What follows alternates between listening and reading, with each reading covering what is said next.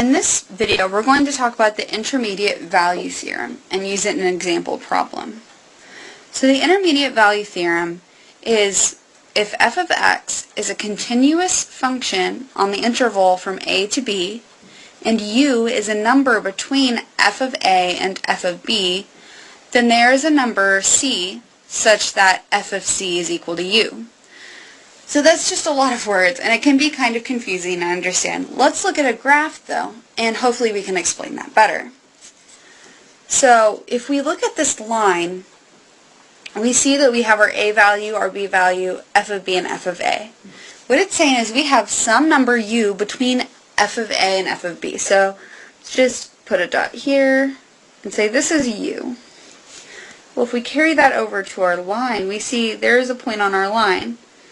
So then, if we drop that down, we're saying that somewhere between point A and B, there has to be a C such that f of c equals u.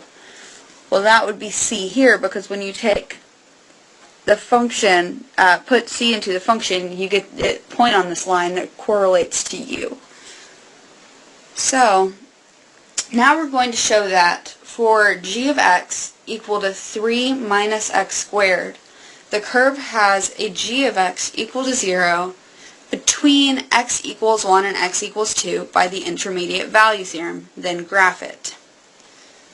So, to do this, we know that if 0 is between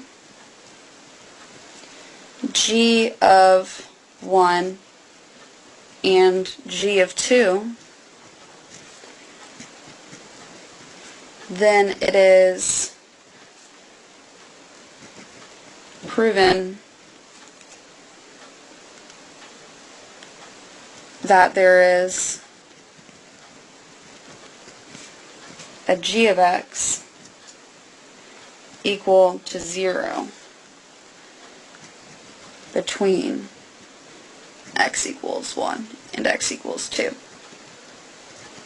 And that is basically just restating the intermediate value theorem for our situation.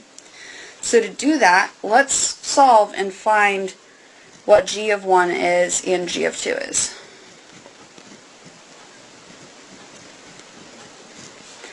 So g of 1 is going to be equal to 3 minus 1 squared. And that gives us a 2. Now g of 2 is equal to 3 minus 2 squared, which equals 3 minus 4, which equals a negative 1. Now if we look at these two numbers, we do see that on a number line, 0 falls between them. So since y equaling 0 is between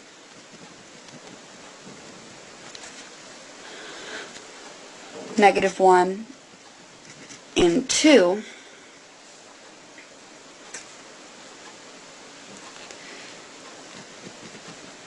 there must be some x value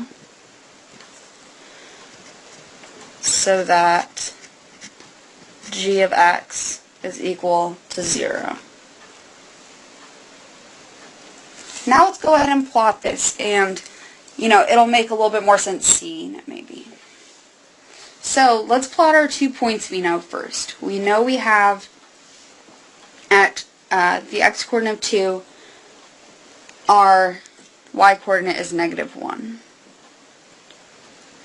And at our x-coordinate of 1, we have it equal to 2.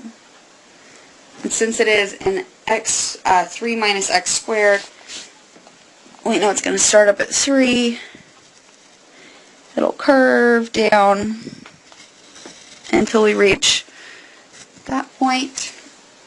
And you can see we do have a point where the function is equal to 0. So Therefore, we have proven this true by the intermediate value theorem.